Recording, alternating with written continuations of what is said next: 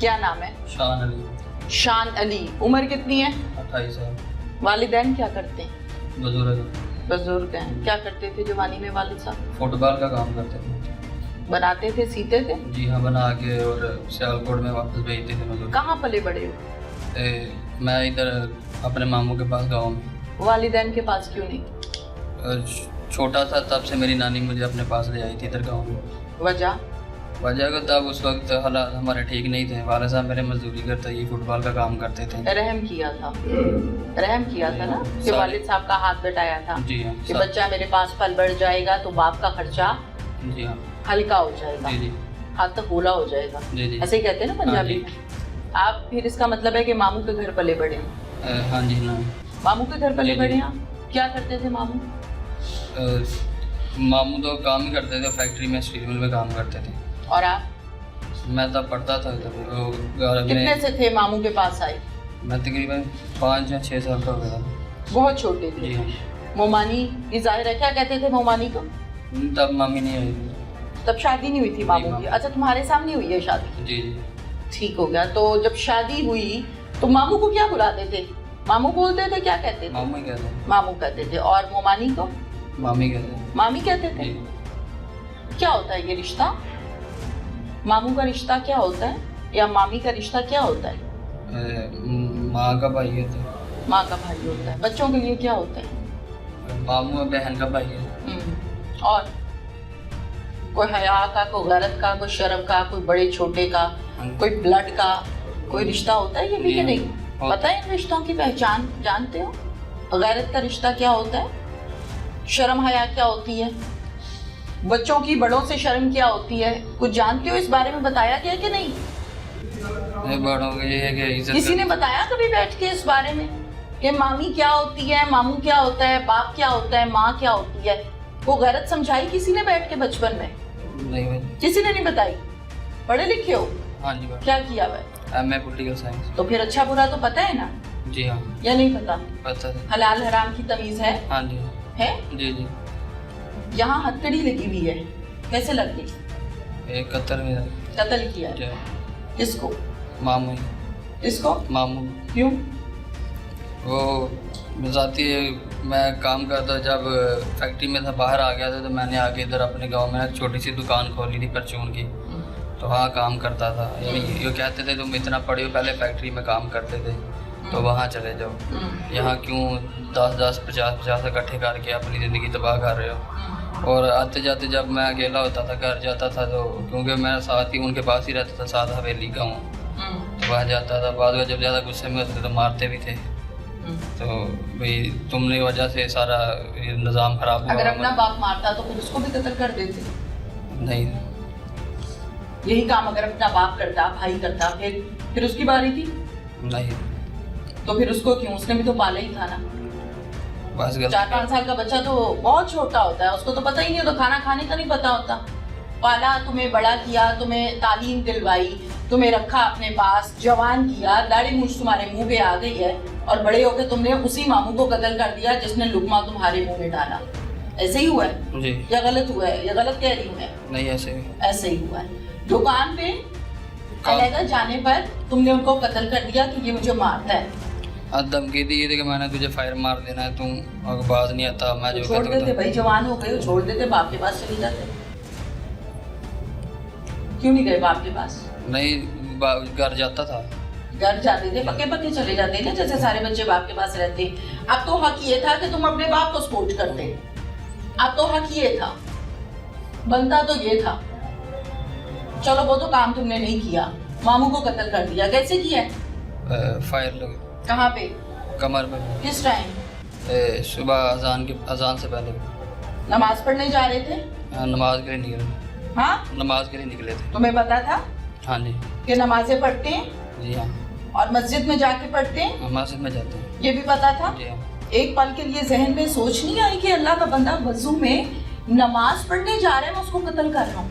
नहीं आया जहन में? बस उस वक्त समझ नहीं कुछ आया, अकल पे पड़ता है। हाँ, समझ नहीं कुछ आया, बस अकल पे पर्दा पड़ गया था। मामी कैसी थी तुम्हारी? मामी के कैसी थी मामी? ठीक है। हैं? ठीक है। कैसी थी? ठीक है। कैसी थी? प्यारी थी, अजीब थी, गुस्से वाली थी, प्यार करने वाली थी, कैसी थी? नहीं, प्यार करने वाले। प्यार करने वाली थी? किस किस से प्यार करती थी? सारे बच्चों से करती थी हाँ। तुम भी बच्चे हो? जी हाँ। तुम्हें भी करती थी? जी हाँ। कौन सा प्यार करती थी तुम्हें वो? माँ वाले करते थे। माँ वाला प्यार करती थी। तो मामलात किसके साथ थे तुम्हारे नाजायज? इसी मामी के साथ है। इसी मामी के साथ? माँ के साथ? जी हाँ जी हाँ। मुंह पर, जी जी मुंह पर कैमरे की तरफ मुंह। जी। ताल्लुकात किससे थे नाजायज? इसी मामी थे। इसी मामी के जी साथ? इस मामी को क्या अभी तुमने कहा है कि माँ जैसा प्यार करती जी है? हाँ। माँ ऐसा प्यार करती है? नहीं हाँ नहीं मुंह पर नहीं माँ ऐसा प्यार करती है? नहीं। कब से मामलात चल रहे थे? 2 साल से। 2 साल से? जी हाँ। पहली दफा ये काम कब हुआ? तो मैं यूनिवर्सिटी से जब वापस आया था तो तब आगे मैसेज वगैरह करता था, मैसेज पे बात करता था। मामी से? जी हाँ। क्या कहते थे? बस यही तब जाता था, गुड मॉर्निंग का मैसेज करता था। जब घर से जाता था तो काम पे जा रहा हूँ, फैक्ट्री पहुँच जाता था तो फैक्ट्री पहुँच गया हूँ। अपनी माँ को भी कभी बताया था? हाँ, अम्मी भी उधर पास होते, फ़ोन कर देता था कि फैक्ट्री पहुँच गया हूँ, क्योंकि अम्मी पढ़ी नहीं थी, उनको कॉल करता था कि हाँ फैक्ट्री पहुँच गया हूँ, अभी ये काम कर रहा हूँ। फिर जब शाम को आने लगता था, घर आना होता था घर, तो कह देता था कि शाम को घर आने लगा हूँ। अगर नहीं आना तो फिर फैक्ट्री में रहता था तो कहता था कि फैक्ट्री में ही हूँ, उधर ही हूँ, नहीं आ रहा। आगे फिर इससे आगे बात कहाँ से बढ़ी? बस इसी तरह मैसेज पे बात करते करते बात करते करते बात आगे कहाँ से बढ़ी? मैसेज पे बात करते रहा, इस तरह और कोई बात नहीं बनी। बस और कोई मामला नहीं थे तुम्हारे मामी के साथ? जी नहीं। फिर कत्ल क्यों किया है? कत्ल बताया कि मैं जब उन्होंने मुझे आकर पे आया तो ये उधर गांव में जाता था ना जिस घर में, तो उन्होंने अपने कंधे पे गन रखी होती थी। जब आता था मैंने, जी हाँ, मैंने तुझे फायर मार देना, मैंने तुझे फायर मार देना। तो मैं डर गया था इसे कि इन्होंने मुझे मार देना इसे, तो बस उस पसीने की कमाई का बदला दे सकते हो उस शख्स को जिसने तुम्हें इतने सारे से जवान किया? नहीं दे सकते हो? नहीं। ये दिया तुमने बदला, गोली मार के बावजूद शख्स को जो नमाज पढ़ने जा रहा है मस्जिद में, सुनकर इंसान की टांगें कांप जाती हैं। क्या रुतबा होगा उस शख्स का जो सोकर उठकर वजू करके मस्जिद में जा रहा है? गैरत से, हया से आंखें झुक जाती हैं ऐसे मर्द को देख के। तुमने क्या किया? और क्या क्या बात होती थी मामी से? बस यही बात होती थी। क्या? कौन सी? गुड मॉर्निंग की बात होती थी? बंदा कत्ल हो गया? नहीं, वो यही पूछते थे, बताना, आना जाने का, खाने का पूछना, या कहता था कि आ रहा हूँ, कपड़े वगैरह होते थे। बुलाते क्या थे तुम मामी को? नाम लेते थे? मामी कहता था जी। और बस मामी। अकेले बैठ के भी नाम ही लेते थे? मामी कहता था। अकेले बैठ के भी नाम ही लेते थे? हाँ जी। और सबके सामने भी नाम लेते थे? जी। नाम लेते थे? नहीं, नाम नहीं, मामी कहता था। अकेले बैठ के क्या बुलाते थे? अकेले होते थे, सारे इकट्ठे होते थे घर में जब होते। मामी के साथ तुम्हारे नाजायज मरासिम थे? जी हाँ। कहाँ होते थे? उधर घर में ही होता था। घर पर होते थे। बच्चे कहाँ होते थे? मामी के कितने बच्चे हैं? मामी के 4 बच्चे हैं। 4 बच्चे हैं। कितने कितने? 2 बेटे हैं, 2 बेटी। कितने कितने? छोटे हैं, बड़े हैं, कितने हैं? छोटा जो है वो 4 साल का है, फिर उनकी एक बेटी है वो 7 साल की है, उससे बड़ी बेटी है वो 11 साल की है, उससे बड़ा वो बेटा। बच्चे आपको क्या बुलाते हैं? भाई कहते थे। भाई कहते हैं? जी हाँ। ना भाई की कोई इज्जत शर्म है, ना मामी की कोई शर्म हया है, ना तुम्हें को भांजे भतीजे की शर्म हया है। तुम्हें तो शर्म ही आई कोई नहीं, मसला ही कोई नहीं। हाँ, प्लानिंग कहाँ बैठ के की थी कत्ल की? कहीं भी नहीं की। कहीं भी नहीं की? फिर बस जब आया एक दिन घर में आया इसी तरह हवेली में है, तो उस दिन उन्होंने उस रात ना मुझे मारा था। किन्होंने? मामू ने। अच्छा, किस बात पे मारा था?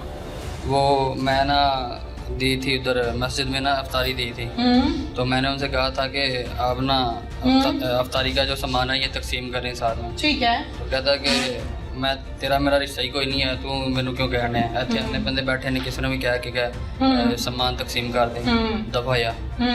तो मैं फिर वो दूसरे बंदे थे, उन्होंने तकसीम किया, अफ्तारी वगैरह दी और चले गए। तो मैं जब शाम को कर गया तो वो उन्होंने कहा कि तूने यहाँ की अफ्तारी क्यों करवाई, कहीं और जाके करवा देता। तो मैंने कहा मैंने इधर ही करवानी थी, मस्जिद के सारे लोग इधर होते हैं जो गांव के हैं इधर ही। तो बस वो जाने लगे थे, गुस्से में आए, मुझे पकड़ा, उधर साथ में वो लकड़ी पड़ी हुई थी, उसके साथ मारा मुझे, मार के फिर गाली देते हुए अंदर चले गए। फिर वो गुस्सा तुम्हारे दिल में था? जी हाँ। फिर उस टाइम सोचा था ये कि मामू को कत्ल करूंगा? नहीं वो मैं जब वो निकले थे मैं भी नमाज के लिए जा रहा था, तो तब जाके जब मैं निकला तो तेज मेरे आगे आ गए थे। पिस्टल कहाँ से ली? पिस्टल मैं उधर जिस गोदाम में काम करता था वहाँ रखा हुआ था सिक्योरिटी का। आपने अपने लिए रखा था? आपका पिस्टल था? जी हाँ। आपका अपना पिस्टल जी था? हाँ। इससे पहले भी कोई फायरिंग शायरिंग करते रहे हो? नहीं कभी नहीं। कभी नहीं। निशाना कैसे एग्जैक्ट लग गया? लगा नहीं, मैंने असल में उनको मारा था टांग पे। हाँ। वहाँ आगे गटर था, होल बना हुआ था, हाँ। तो वहाँ मुझे वो टक्कर लगी, यानी पैर ठेडा लग गया थे, मैं स्लिप हो गया था, गोली उतना जा लगी। फिर उसके बाद कहाँ भाग गए? फिर मैं वहीं से निकला, उधर घर चला गया जहाँ रहता था। फिर कुछ फिर से आगे सो गया। फिर सो गए आके? हाँ जी। सो गए आके? जी। फिर कुछ भी नहीं। फिर पुलिस ने कहाँ से पकड़ा? मैं जब इन्होंने वो सिम मेरे नाम पे थी, इन्होंने डाटा निकाला है, तो मुझे बुलाया है कि ये सिम तुम्हारे नाम है। मैंने कहा हाँ जी। तो फिर इधर मुझे मेरे मामू लेके आए थे। कौन से मामू? जो उनके बड़े भाई हैं। दूसरे मामू? ठीक है, फिर उनके बारे में नहीं सोचा अब इसकी बारी नहीं है? नहीं। मामी ने कहा था कत्ल करो? नहीं, मामी यही कहती थी कि ये वो जब मुझे मारते थे तो कहते क्यों हरकतें करता है इस तरह की, तुझे मार देंगे। तो मैं कहता मैंने तो ऐसा कुछ नहीं किया, कि ऐसे हर वक्त डांटते रहते हैं, आते जाते मारते हैं। तो कहते क्यों करता है, चला या छोड़ दे काम, ये ना कर, दुकान छोड़ दे, काम पे कहते काम पे चला जा। तो अगर नहीं तो फिर जब ज़्यादा मारते पे कहते फिर इसका कुछ कर, अगर नहीं है, अगर तू नहीं जाता तो फिर इसका कुछ कर दे। मामी कहती? हाँ जी। आपने पूछा नहीं क्या कर दूं? नहीं, मैंने कहा कहते यार तू दफा हो जा कहीं ऊपर, यहाँ फिर ये कहीं चला जावे। मामी को भी मारता था? मारते होते थे। मारता था? जी हाँ। गुस्से में आके? हाँ जी। ठीक है, फिर कहाँ जाके कत्ल किया उसको? उधर घर से बाहर निकल। तो तुम्हें तो मामी ने कहा था कि दूर जाके कत्ल करो। मामी ने कहा था कहीं दूर निकल जाओ, तुम चले जाओ, ये चले जाओ, हमारी जान छोड़ो। तुम्हें शर्म नहीं आई मामी के साथ ताल्लुकात बनाते? शर्मिंदा हुआ। हाँ? शर्मिंदा। तुम्हें शर्म नहीं आई? तुम्हें चेहरा नहीं नजर आता था? चेहरा नहीं नजर आता था कि मेरी माँ बजा औरत है, मैं क्या कर रहा हूँ इसके साथ? नहीं आया ख्याल? हैं? पकड़े नहीं गए कभी तुम? नहीं। कभी नहीं पकड़े गए? पक्के खिलाड़ी हो ना? नहीं। हाँ? बच्चे कहाँ होते थे उस टाइम? बच्चे घर ही होते थे। बच्चे घर होते थे जब ये मामला होते थे? जी।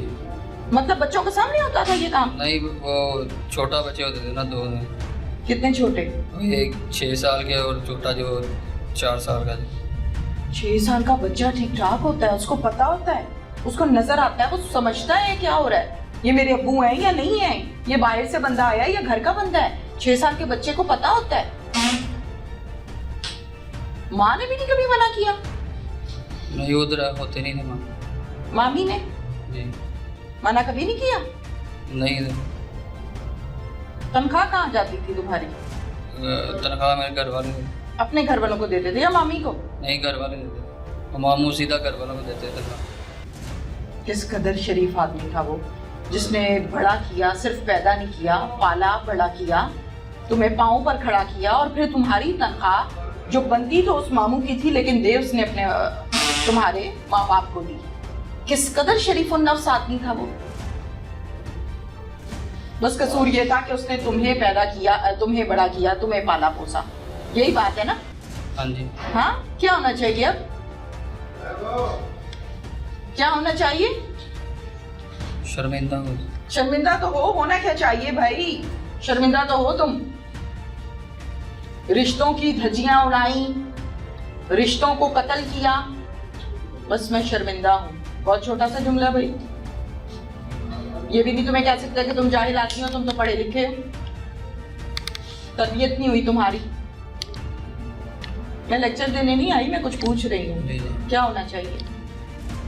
सजा होनी चाहिए। क्या? जो कानून की होगी। मसलन कत्ल की क्या सजा होती है? कत्ल की पता नहीं पता? कत्ल की सजा क्या होती है? ऐसे तो कत्ल की सजा कत्ल है। अच्छा, कत्ल की सजा कत्ल है। वाकई पॉलिटिकल साइंस में किया मास्टर्स? हाँ जी। किया है? पैसे वैसे देके किया, पढ़ के किया? पढ़ के। फांसी होती है सजा अगर हो जाए। प्यार हो? जब जुर्म किया तो फिर इसकी सजा तो मुस्कुराहट किस चीज की है? नहीं। मामू को पता चल गया था तुम्हारे रिलेशंस का? हाँ जी। कैसे पता चला? एक जब आता जाता था तो मामी को चुटकी काट जाता था, यहाँ मौका मार जाता था इस तरह का। तो मामू के सामने आप बैठे होते थे इधर साइड पे, उनकी नज़र पड़ जाती, देख लेते थे, फिर तो इसी वजह से पता चला था। फिर क्या रिएक्शन आया? कुछ भी नहीं, उन्होंने जब एक दो दफ़ा मारा था, फिर उन्होंने कहा कि इसका कुछ करो, फिर हम जाके शादी कर लेंगे। नहीं, मामू ने इस पर क्या रिएक्शन दिया? घर से निकाला, प्यार किया, बिठा लिया, क्या कहा? नहीं, तब मारा था और कहा था कि दफ़ा हो जो घर से। फिर हो गए? हाँ, मैं चला गया था। फिर अच्छा, फिर कहाँ रहना शुरू किया? वो दुकान के साथ वाले गली है, उस वहाँ पे मकान था, वहाँ रहता था। किराए पे लिया? हाँ जी। कितना कराया था? उसका था 3000। वहाँ पे फिर मामी आती थी, फिर उधर मुलाकात होती? नहीं, हाँ, उधर घर ही जाता था। फिर भी घर ही जाते थे। तो वहाँ पे मकान लेने का मकसद क्या था? वहाँ पे यही रहता था कि मैं अपना सामान वगैरह जो दुकान का जो होता था ना, स्टोर का सामान वगैरह उधर रखा होता था, वहाँ से उठाता था, दुकान पे रख देता था। और मामी का घर भी पास पास था, दोनों काम चल रहे थे, 2 in 1? हाँ जी। हाँ जी। अच्छा, और क्या इरादा था? कत्ल करने के बाद क्या इरादा था? क्या प्लानिंग थी आगे मामी के साथ? बस यही था कि जब हो जाएंगे तो फिर बाद में हम शादी कर लेंगे। निकाह कर लोगे? जी। कितने बच्चों की माँ है? 4 बच्चों की। 4 बच्चों की माँ। वो बच्चे रिश्ते में क्या लगते हैं तुम्हारे? नहीं मामू, पता? मामू वो भी नहीं पता? नहीं पता? मामू के बेटे। पुलिस इस हवाले से क्या कहती है, उनसे बात करते हैं। अगर वहाँ पे सीसीटीवी कैमरा लगा हुआ था, लेकिन जो कातिल था वो इतना शातिर था कि फौरी तौर पे आके उस सीसीटीवी फुटेज को डिलीट कर दिया। जो मोहतरमा थी, मकतूल की जो बेवा थी, उनका एक नंबर पे बहुत ज्यादा रब्ता था। ठीक है। मोर देन 4000 कॉल्स थी, मैसेजेस थे। मकसद क्या था मामू को कत्ल करने के बाद? क्यों शादी वादी का प्लान था? देखिए, खतून को जब हमने शामले तफ्तीश किया तो खतून ने बड़ी सिंपल और स्ट्रेट फॉरवर्ड स्टोरी बताई। जी। ठीक है, उसने कहा जी बिल्कुल मेरे शौहर के साथ मेरे अच्छे तल्लुकात नहीं थे।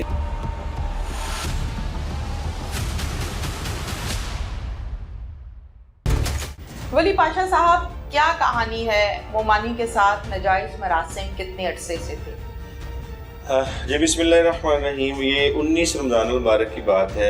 तकरीबन सहरी के टाइम पे 15 पे कॉल चली कि नसीम शाह जो साबका जो टेस्ट क्रिकेटर हैं कैसर बास, उसके मामू हैं, उनको बज़रिया फायर मजरूब कर दिया गया। ठीक है। मौके पे जाते हैं तो जाके कंडीशन देख के उनको फौरी तौर पे हॉस्पिटल रेस्क्यू करते हैं, हॉस्पिटल जाते हैं, हॉस्पिटल से उनको लाहौर रेफ़र करते हैं। होता क्या है कि पता चलता है कि ये जो नसीम शाह हैं, ये नमाज़ पढ़ने के लिए सहरी के बाद नमाज़ पढ़ने के लिए अपने घर से जब मस्जिद के लिए जाने लगे तो जब इन्होंने घर के दरवाजे को लॉक किया तो पीछे से किसी नामालूम ने 2 फायर किए कमर पे। ठीक। जिससे वो मजरूब होकर ज़मीन पे गिर पड़े और आफ्टर 24 आवर्स उनकी डेथ हो जाती है। ठीक है।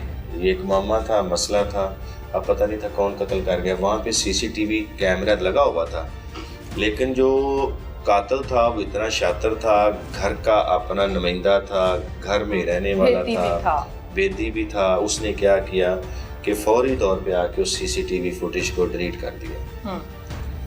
तो उनका पोस्टमार्टम होता है, पोस्टमार्टम के बाद तदफीन होती है, फिर हम जो चीज़ें होती हैं टेक्निकल चीज़ें हम करना शुरू कर देते हैं।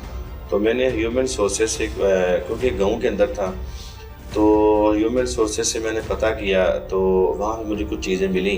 तकरीबन मैंने वहाँ पे 6 घंटे गुजारे इस लोकेलिटी के अंदर। तो मुझे कुछ लोगों ने काफ़ी चीज़ें बताई, इन्फॉर्मेशन मैंने कलेक्ट की, मुख्तलिफ लोगों से मिला, मुख्तलिफ लोगों को मैंने यहाँ थाने बुला के इन्फॉर्मेशन कलेक्ट की। तो मुझे कुछ चीज़ें मिली तो जो इनके मतलब इनके घर के अंदर को इलिसिट रिलेशंस के रेलेवेंट चीज़ें थी। ठीक है ना, नाजायज़ मरासिम मुझे ज़्यादा लगे। तो हमने वो मकतूल का मैंने नंबर लिया, मकतूल की मैंने CDR निकलवाई, उसकी मिसेस की मैंने CDR निकलवाई, ठीक है, उसके बच्चों की मैंने CDR निकलवाई। हमने टेक्निकली काम शुरू कर दिया। ठीक है। जब टेक्निकल काम करते करते हमें को 3-4 दिन के अंदर मुख्तलिफ क्लूज मिले। जो मोहतरमा थी, मकतूल की जो बेवा थी, उनका एक नंबर पे बहुत ज्यादा रब्ता था। ठीक है। मोर देन 4000 कॉल्स थी, मैसेजेस थे।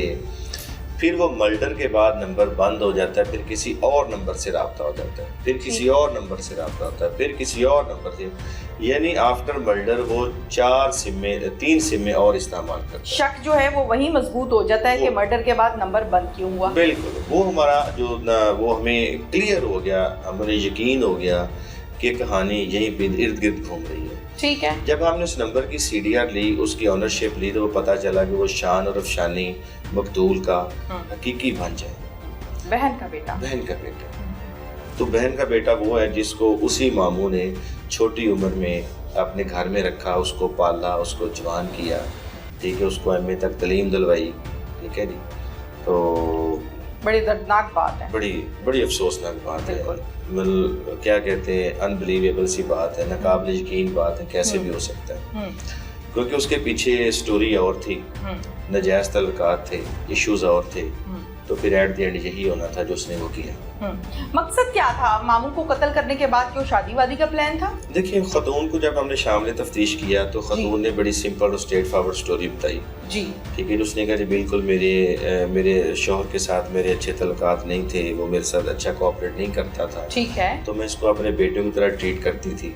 ओके। लेकिन with the passage of time, थोड़े अरसे के बाद इसका मेरी तरफ रुझान हो गया, मेरी तरफ ज़्यादा ख्याल करने लगा, तो मेरे इसके साथ मरासम शुरू हो गए, जो तकरीबन पिछले मर्डर से तकरीबन 6-7 साल पहले से इनके रिलेशन उस्तवार आपस में हो चुके थे। ठीक है। जो गायब गए आपस में मिलते थे। नहीं, इन रिलेशंस को हम क्या कहेंगे, कितने साल के थे? तकरीबन 6-7 साल। 6-7 साल, ठीक है। मुल्जिम का ये कहना है कि 2 साल नहीं, 6-7 साल से, जो उस खतून के बयान के मुताबिक उसके इंटरव्यू में वो 6-7 साल से इनके तल्लुकात है। ठीक हो गया। तो जब इसके मामू को पता हुआ तो इसके मामू ने इसके घर से निकाल दिया, तो इसने क्या किया कि इसने वहीं पे उसी घर के पीछे मोहल्ले में एक मकान लेकर किराए पे रहना शुरू कर दिया। ठीक है, ठीक हो गया। तो ये वक्फे से उस रिलेशन को आगे चलाता रहा, वक्फे से आता रहा, वक्फे सारे काम करता रहा। जब इनके रिलेशन पीक पे पहुंचे, जब इनसे अब वो कहते हैं कि बर्दाश्त नहीं हो रहा था, तो इन्होंने प्लान किया कि इसको रास्ते से हटा दिया जाए। हुआ क्या कि मोहतरमा कहती हैं, वो जो खतून है वो कहती हैं कि मैंने इसे कहा था कि इसको कहीं लोकेलिटी से बाहर कत्ल करो, इसको इलाके से बाहर कत्ल करो, ठीक है। लेकिन ये जज्बात में आ गया तो इसने आके इसको वहीं पे कत्ल कर। ठीक है। कत्ल करने के बाद कितनी देर तक ये बातचीत इनकी आपस में होती रही? जी, कत्ल करने के बाद मुसलसल ही आपस में राब्ते में रहे। ठीक है। ये अपने मामू के कातिलों को ढूंढता भी रहा, अच्छा, सच भी करता रहा, और कफन दफन में भी साथ रहा, कफन दफन में शामिल था। तो जब हम इसको CDR की हेल्प से पकड़ लिए, इसको इंटेरोगेट किया, तो फिर ये सारी बात इसने खोल दी। कितने दिन लगे मुलजिम को गिरफ्तार करने में? तकरीबन 12 से 15 दिन लगे। 12 से 15 दिन लगे, बिल्कुल ठीक है। Thank you very much. कि ये लड़का जिसने MA पॉलिटिकल साइंस किया, हम ये नहीं कह सकते कि ये अनपढ़ है, हम ये नहीं कह सकते कि ये बच्चा है, हम ये नहीं कह सकते कि अच्छे बुरे की तमीज़ नहीं जानता, ये सब जानता है। और इन सब के बाद इसने उसी मामू को कत्ल किया है जिसने पाला पोसा और बड़ा किया। माशरे के इस रवैये को किस नज़र से देखती हैं?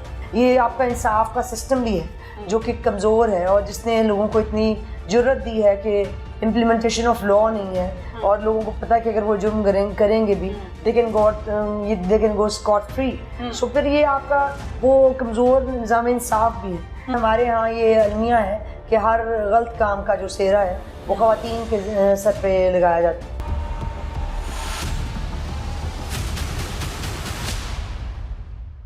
Lahore high court bar association की 150 साला 150 साला तारीख में पहली खातून सेक्रेटरी मुंतखब हुई सबाहत रिजवी साहिबा। आज के प्रोग्राम में डिटेल के साथ हम इनसे केस के हवाले से भी बात करेंगे, और साथ में एक खातून का किरदार क्या होना चाहिए इस पर भी हम डिटेल के साथ बात करने जा रहे हैं सबाहत रिजवी साहिबा से। अस्सलाम वालेकुम जी। जी वालेकुम। सबसे पहले तो थैंक यू सो मच और कॉन्ग्रेचुलेशंस के 150 साल की तारीख में पहली खातून सेक्रेटरी आप मुंतखब हुई हैं, और बड़े फ़ख्र की बात है कि एक खातून ने वो कुर्सी संभाली है जो हमेशा से मर्द संभालते आए हैं। जी, thank you so very much. अपने टॉपिक की तरफ आते हैं, अपने केस की तरफ आते हैं, जिस पर मैं आज के प्रोग्राम में डिटेल के साथ आपसे बात भी करना चाह रही हूँ।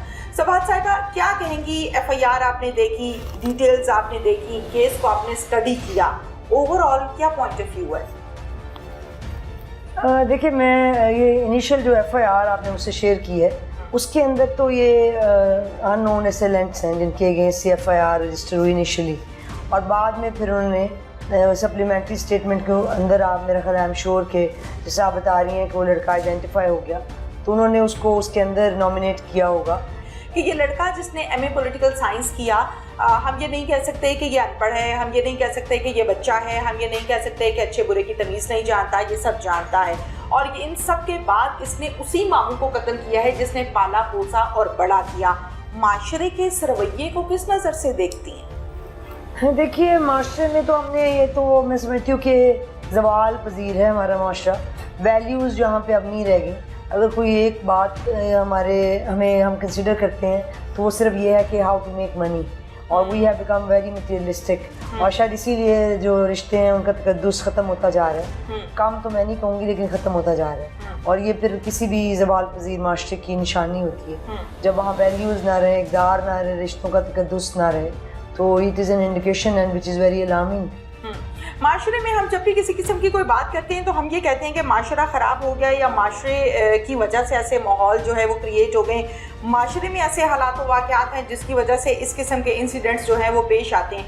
माशरा तो आपसे बनता है, माशरा तो मुझसे बनता है, हम सबसे मिलकर बनता है, फिर हम इल्ज़ाम हमेशा माशरे पर क्यों ठहराते हैं? उसकी वजह कि आपकी जो कल्चरल वैल्यूज़ हैं या आपके नॉर्म्स हैं वो ये माशरा ही सेट करता है, और हमारा जो सोसाइटी है, जिस माशरे में हम रह रहे हैं, वो आपको पता है कि वो बड़ा it's a mix of everything, और उसमें ज़्यादा जो टच है वो रिलीजन का है, और फिर उसको सिर्फ वो टच नहीं है बल्कि उसको समटाइम्स आपको पता है कि डीफॉर्म करके भी पेश किया जाता है।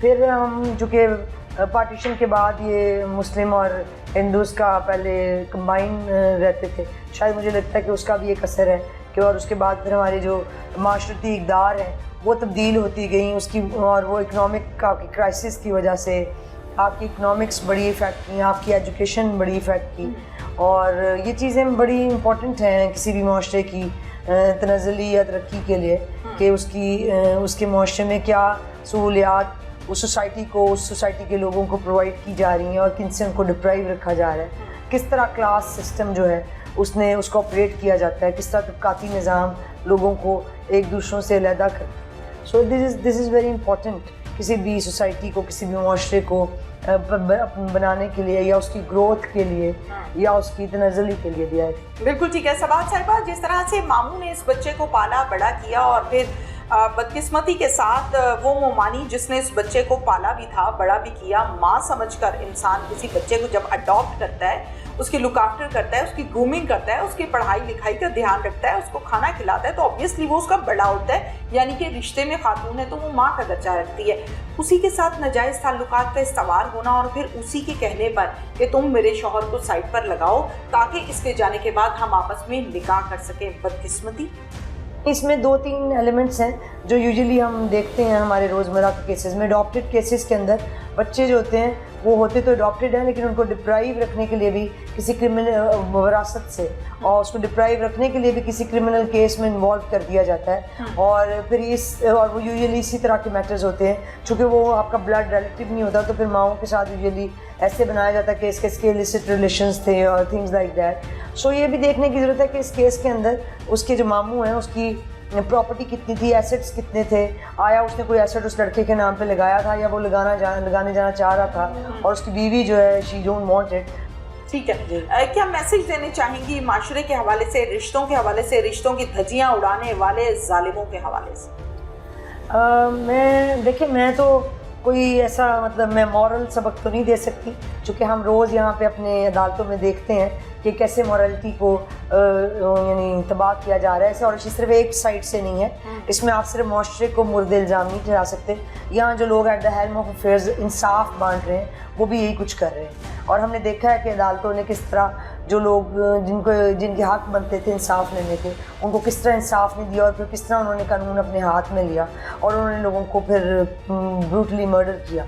सो ये इट्स पार्ट ऑफ दूसरा मिला के माशरा बनता है ना। सिर्फ आप मुलजमान को या मुजरिमों को मुर्द इल्ज़ाम नहीं ठहरा सकते। ये आपका इंसाफ का सिस्टम भी है जो कि कमज़ोर है, और जिसने लोगों को इतनी जुर्रत दी है कि इम्प्लीमेंटेशन ऑफ लॉ नहीं है, और लोगों को पता है कि अगर वो जुर्म करेंगे भी they can go scot free. So फिर ये आपका वो कमज़ोर निज़ाम इंसाफ भी है जो इस सारे क्राइम रेशो में जो इजाफा है उसका ज़िम्मेदार है। मैं ये पर्सनली आई बिलीव इट। ठीक है, आप एक खातून भी हैं, आप एक पढ़ी लिखी खातून भी हैं, और प्लस पॉइंट ये है कि माशाल्लाह से जिस कुर्सी को आपने संभाला है, इस कुर्सी को अरसे दराज से मर्द संभाल रहे थे। इट मीन्स कि आप हमारे लिए फ़ख्र की बात है।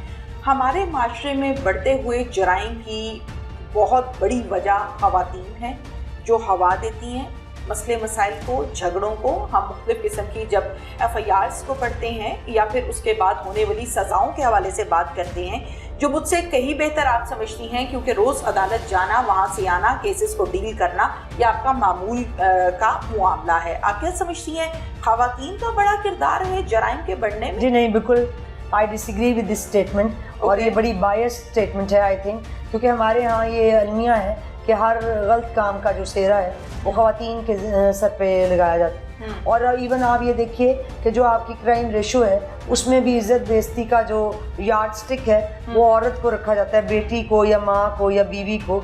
सो ये they are being used as a tool against the opponents. इसलिए मैं नहीं समझती कि इसमें कोई सच्चाई है।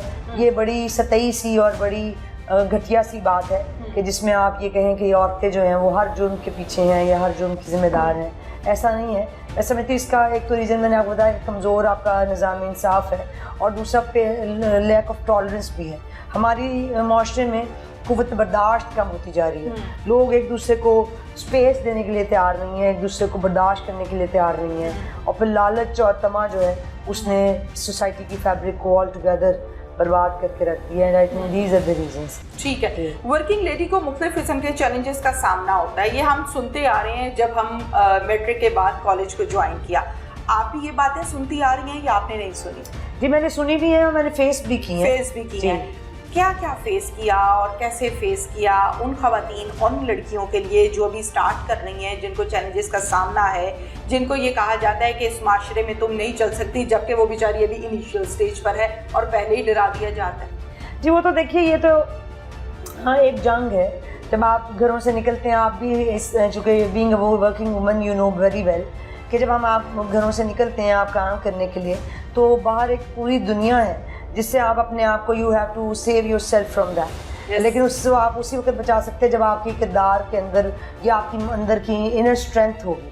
अगर if you are not strong from inside तो यू कैन नॉट मतलब take 2 steps even out of your house. So इसलिए मैं समझती हूँ कि ये आपकी अंदर की कमिटमेंट है, what you want to do, और ये आपकी स्ट्रेंथ ऑफ बीइंग है कि जो आपको चलाती है। और फिर इस मर्दों के माशरे में जहाँ पे आप मतलब मजबूती के साथ और बड़ी आप मॉरल स्ट्रेंथ के साथ खड़े रहते हैं, हर चीज़ का मुकाबला करते हैं, उसमें चाहे सेक्सुअल हैरेसमेंट है, चाहे कोई और हर्डल है, you face everything with boldness and bravery. Thank you so very much. कैसे रिश्तों की धज्जियां उड़ाई गई, कैसे सगे रिश्तों को खून में नहलाया गया। वो मामू जिसने बचपन से पाला पोसा था, कैसे खून सफेद हो गया, कैसे खून पसीने की कमाई को भुला दिया गया।